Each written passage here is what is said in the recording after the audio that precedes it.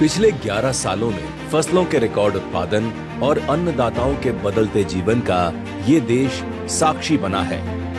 लेकिन अभी भी कुछ जिले ऐसे थे जो इस प्रगति यात्रा में पूरी तरह से शामिल नहीं हो पाए थे, और इसीलिए देश में ऐसा पहली बार होगा जब खेती में कम उत्पादन करने वाले भारत के 100 जिलों की तस्वीर को पूरी तरह से बदला जाएगा।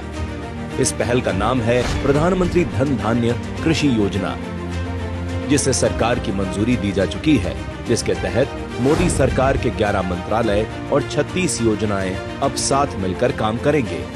ये योजना अगले 6 सालों के लिए लागू की गई है, जिस पर हर साल करीब 24,000 करोड़ रुपए खर्च किए जाएंगे और लगभग 1.7 करोड़ अन्नदाताओं को इसका लाभ मिलेगा। इस योजना से कम उत्पादकता वाले जिलों में फसलों की पैदावार बढ़ेगी। खेतों में कई किस्मों की फसल उगाई जाएंगी। खेती की नई नई तकनीकों को अपनाया जाएगा।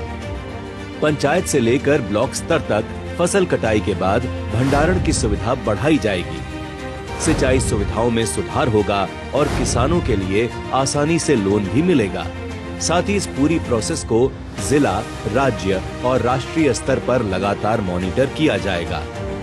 एक तरफ जहां किसान सम्मान निधि और फसल बीमा जैसी योजनाओं ने करोड़ों अन्नदाताओं की चिंताएं समाप्त की हैं, तो वहीं ये कदम आखिरी छोर पर खड़े किसान को भी मुख्य धारा में शामिल करने जा रहा है।